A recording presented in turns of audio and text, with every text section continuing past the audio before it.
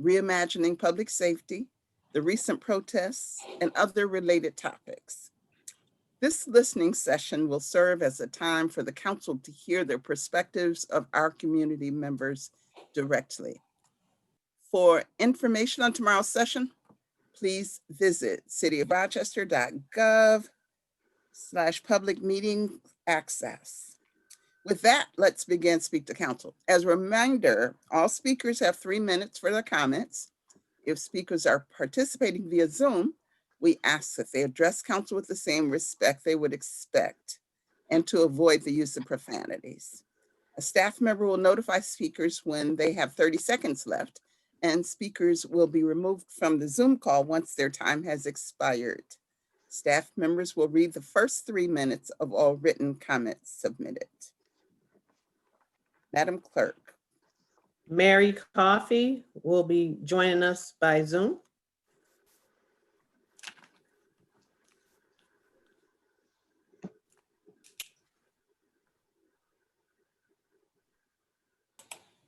Ms. Unmute Coffey, yourself, Mary. you're muted, yeah.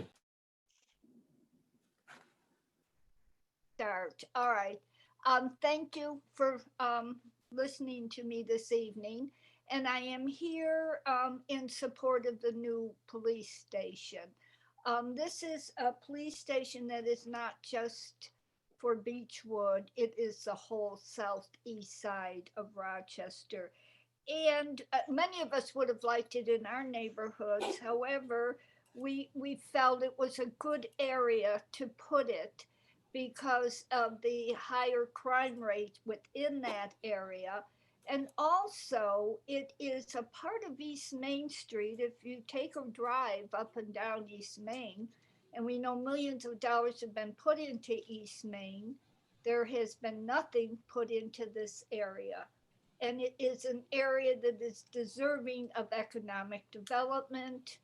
And if the police station is there, then safety is there. Hopefully, businesses will come and economic development will start developing, which they all deserve in that area, and they deserve jobs. I know this is because of the issue with the what has happened in the city with the police, and no one is supporting anything that might be wrong. But we do realize we need our police for law and order. And we also realize that we need good schools and good jobs, economic development in order for our Black communities in Rochester to rise up and out of generational poverty. To take away this police station, to take away economic development down there, to take away the safety that would help destroy the drug world within a certain part of that area is so very, very wrong. So I am imploring that you look at it as something that will help, not hurt. And let's all stand together in the future.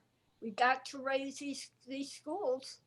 Our Black communities are the majority. 30 seconds. They have no future coming out of our schools. They're a failure. And we have to bring in good jobs.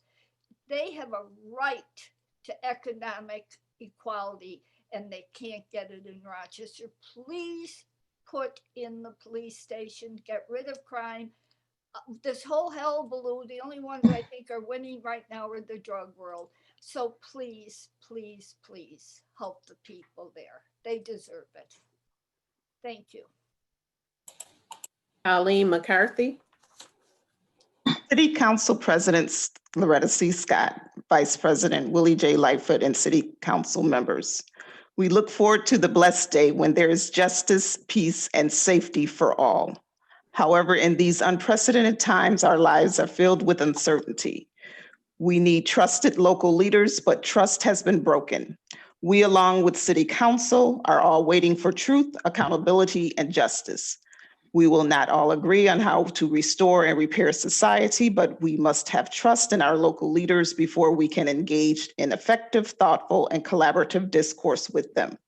Trust must be restored. We regret that forgiveness will not restore trust. Governing the same way will not restore trust.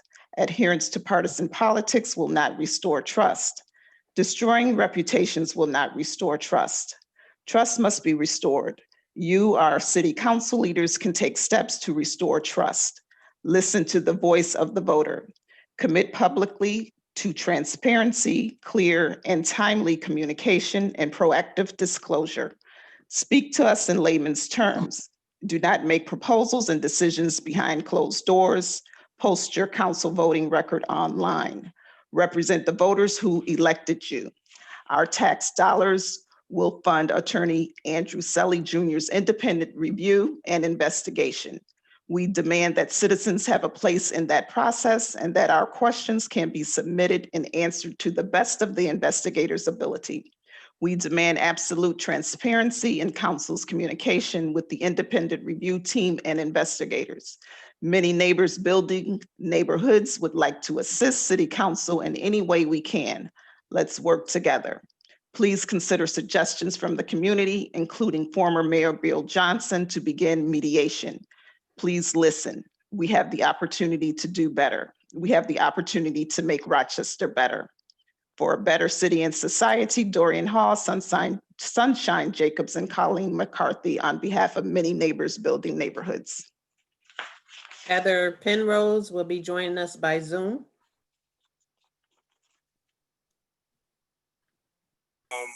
Their SORT team and their mobile field unit. As you may not be aware of, but maybe a couple months ago. I think you have a video playing. Where a state trooper. You muted yourself.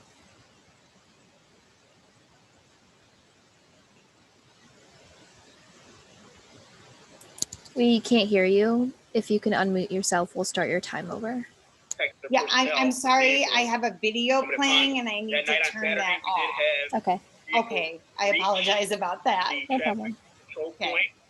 I believe it was a child in Campbell Street.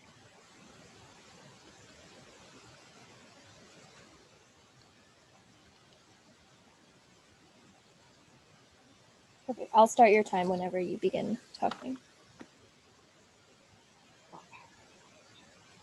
Thanks for that, folks. I was having some technical difficulties. I was also watching a live meeting. Hi, thank you for letting me join your meeting tonight. My name is Heather Penrose, and I've been a social worker for 20 years.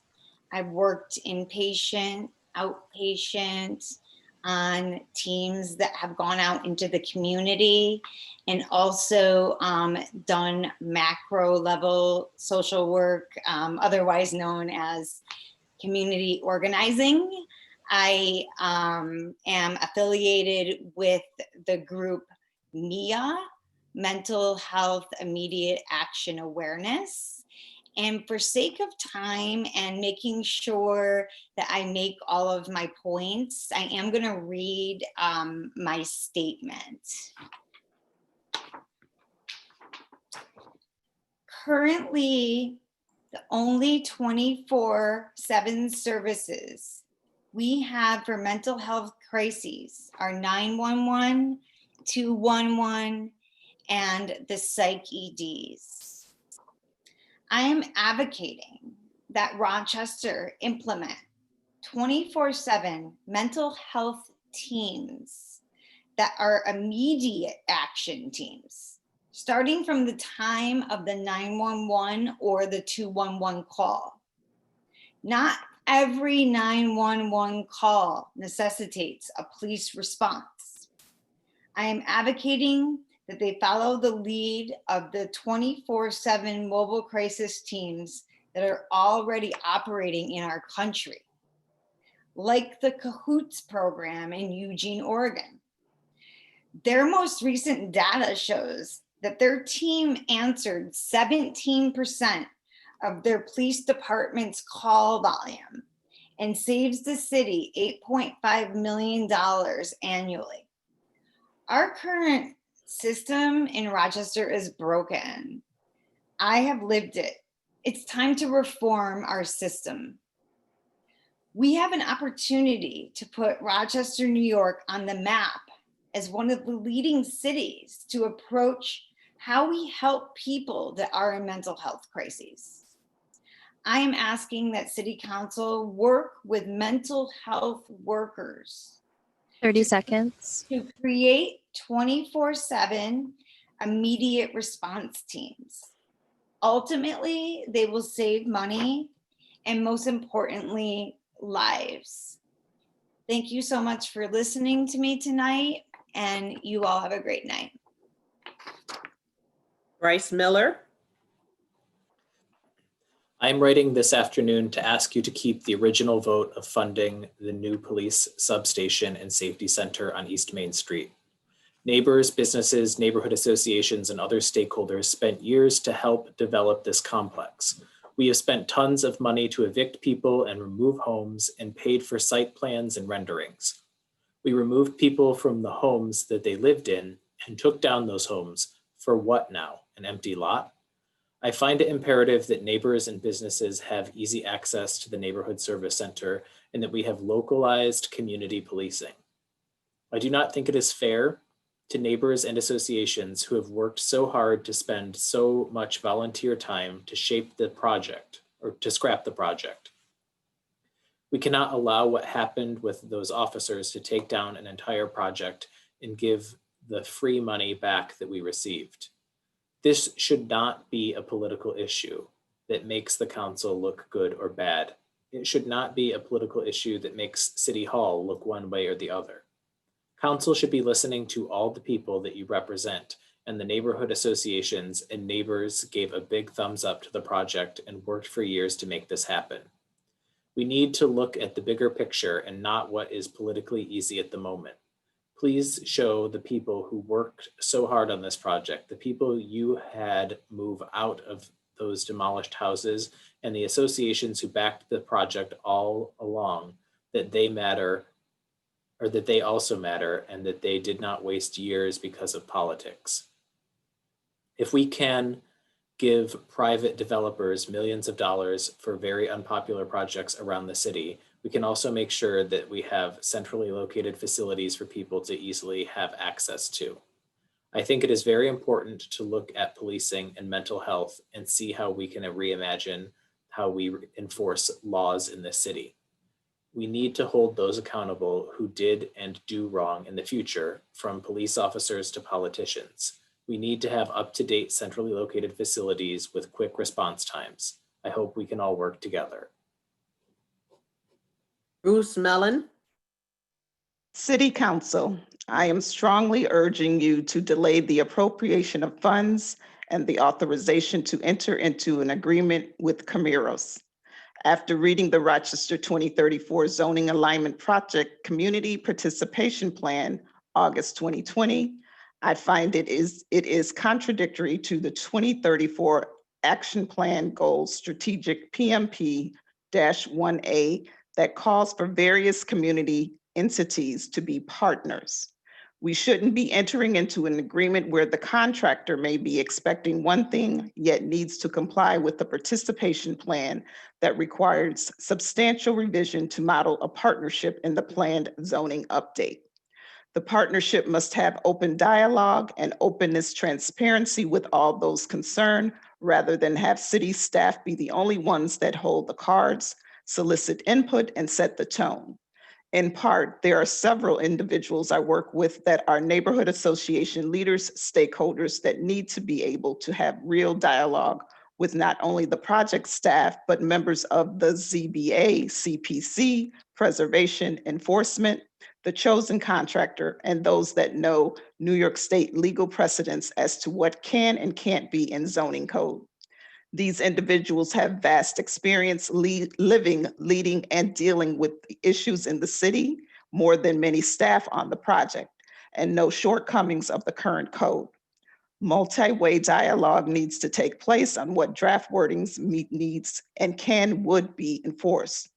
These individuals really want to make Rochester a great place that is attractive to current residents, residents that might consider moving to Rochester, and business and economic development interests. And then I'm sure there are also other zoning stakeholders that want true dialogue well before a draft code is put forth by city staff. Please consider delaying the approval so that the ZAP plan can be first revised to reflect the 2034 plan expectation of a proper partnership with the listed stakeholders, as well as ZBA, CPC, and preservation members toward a smooth update process resulting in an attractive Rochester. Bruce Mellon, Rochester, President of Upper Mount Hope Neighborhood Association. Sunshine Jacobs. Honorable council members, we are asking you to delay the vote on appropriation of funds for NBD introductory number 333. We are in agreement with the letter sent to you from Bruce Mellon, President of Upper Mount Hope. The letter reads in part, I am strongly urging you to delay the appropriation of funds and the authorization to enter into an agreement with Camiros. After reading the Rochester 2034 Zoning Alignment Project Community Participation Plan, August 2020, I find it is contradictory to the 2034 Action Plan Goal/Strategy PMP-1A that calls for various community entities to be partners.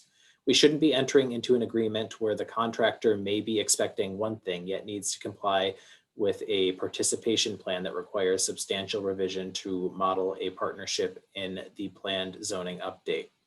Now more than ever, we need a government model that is participatory and involves not just government officials and contractors, but all those who are affected by the 2034 plan and the decisions made. Partnership is very different than what appears to have been proposed in the ZAP Community Participation Plan. Rochester has zoning. We are not in free fall from the absence of regulations. There is no compelling need to rush this project only to find regrets in the years to come. If we take a more considered approach, it may take more work from us all, but we are likely to craft a better and more sustainable future for our city. Please consider our request that this matter be held for discussion, clarification, and review before appropriating funds. Respectfully submitted, Sunshine Jacobs, co-chair of the ACE Neighborhood Association. Douglas Hazard. I would like to respond to the statement of necessity submitted to the council on today's date regarding the transfer of the FVSS section of the police department to the Department of Recreation and Youth Services. I am employed by the Facet unit, which is a part of that section. I will only address that aspect of the transfer. We are one of the only civilian units within the police department that employs crisis counselors in the country. We've been in existence for 34 years. Our primary purpose is to reduce the likelihood that repeat calls for the police from a particular address will be necessary in the future. This mandate allows us to make our own assessment and in a client-centered way address the presenting problems.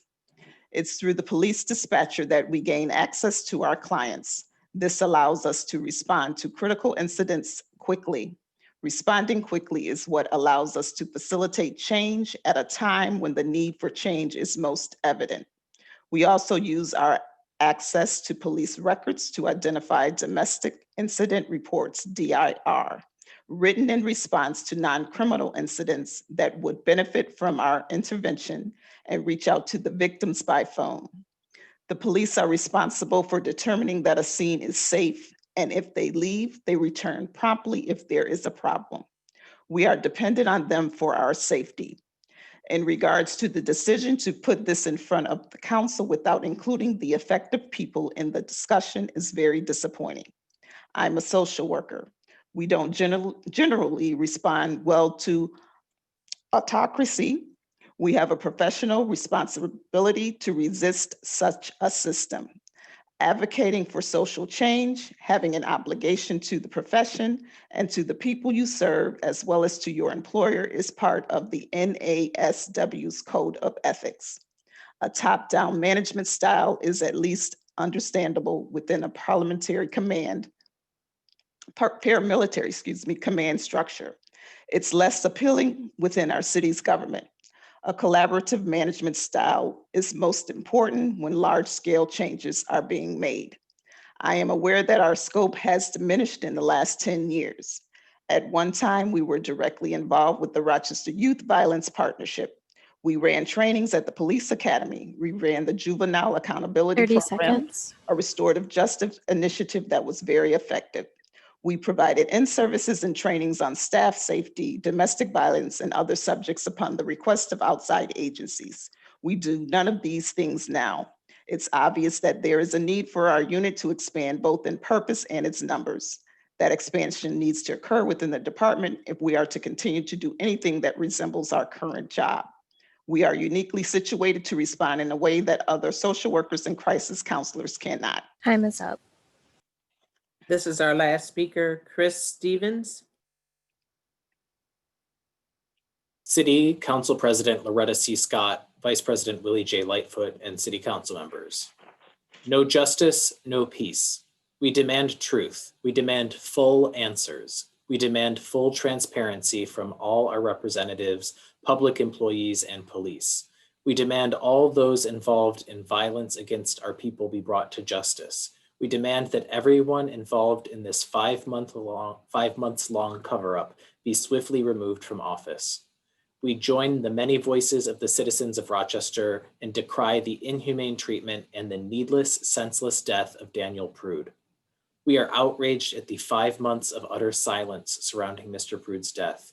We are outraged that RPD has escalated tensions during protests. We are outraged that dogs have been used to intimidate our citizens.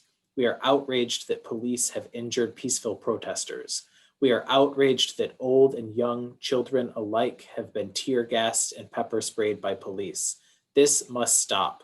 We demand police treat our citizens humanely. Trust must be restored. Trust in our elected officials, in our governing bodies, and in our police must be restored. We call for you, our elected representatives, to set aside all allegiances, history, personal ambitions, and private gain. Set aside everything other than to truly represent the citizens of Rochester. To this end, we request that council support initiatives to convene meetings, arbitrations, and similar exchanges among representatives of all sides of these issues in order to assure all are heard and then to develop and implement solutions. Trust can only start to be restored from the tragedy and cover-up of Daniel Prude's death with truth, transparency, and when there is a full reckoning of those involved in his death and cover-up. We urge you to act with urgency so that we may become a more just and humane place where everyone may live and flourish in peace. Chris Stevens, Upper Mount Hope Neighborhood Association President. That concludes our Speak to Council session for this month. We will adjourn and return for the full council meeting at 7:30 p.m. Thank you for joining us.